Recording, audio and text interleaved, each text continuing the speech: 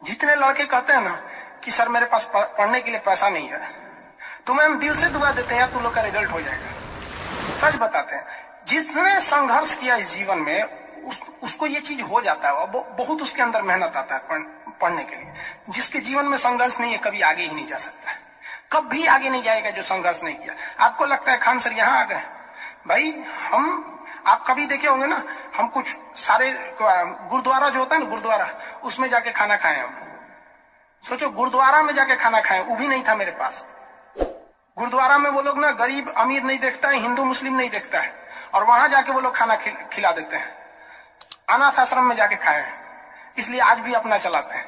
तो ऐसा नहीं है कि किसी को कामयाबी बना के मिलती है, लेकिन जो इंसान मेहनत करेगा ना उसे कभी कोई आगे बढ़ने से नहीं रोक सकता।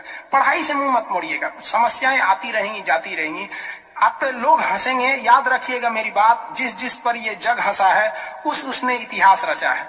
हमारे रिलेशन में बहुत से लोग कहते थे कि क्या ये लड़कवा को पढ़ा रही है, क्या करेगा, पढ़ के कोई राजा महाराजा हो जाता है।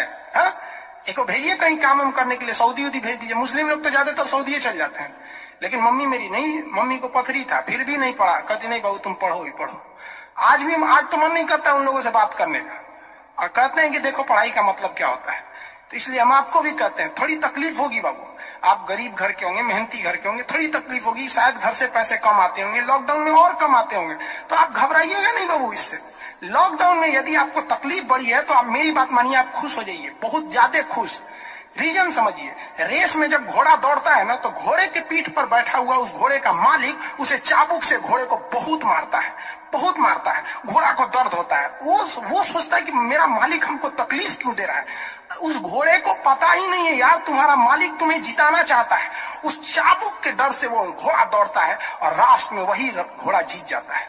तो याद रखिएगा, आपका मालिक ऊपर वाला है। अगर वो आपको बहुत तकलीफ दे रहा है ना तो आप उस तकलीफ से घबराइए मत, बल्कि खुश हो जाइए कि आपका मालिक आपको जिताना चाह रहा है। जिस घोड़े को चाबुक नहीं पड़ेगा वो कभी रेस नहीं जीत सकता है। तो जिस इंसान को कभी तकलीफ नहीं देगा भगवान, वो कभी आगे नहीं जा सकता है। वो पत्थर कभी नहीं पूजा जाएगा जिसे छीनी हथौड़ी से तराश कर एक मूर्त की मूर्ति न दी जाएगी यहाँ पर। तो आपके जीवन में अगर तकलीफ नहीं आती है तो आप आगे नहीं बढ़ेंगे। और जिन्हें तकलीफ आती है, गरीबी आती है, समस्याएं देखने को मिलती है, पड़ोसी हंसता है, याद रखिएगा एक दिन वही लोग आपका नाम इज्जत से लेंगे वहां पर। और फिर आप उन लोगों से, खैर आप माफ कर दीजिएगा, सबको माफ कर दीजिएगा। ये बहुत बड़ा अपने आप में बल है। सबसे बड़ा बल नाभिकीय बल होता है, सबसे बड़ा बल, और सबसे कमजोर बल गुरुत्वीय बल होता है। लेकिन हमारे हिसाब से सबसे बड़ा बल होता है कि जब आप गुनाह न किए हो और आपको सजा दिया जा रहा हो और फिर आप उसे माफ कर दें। कोई आपसे बिना वजह खफा हो जाए और आप उसे माफ कर दे, ये भाई साहब दुनिया का सबसे बड़ा बल है। ये सबके पास नहीं होता है।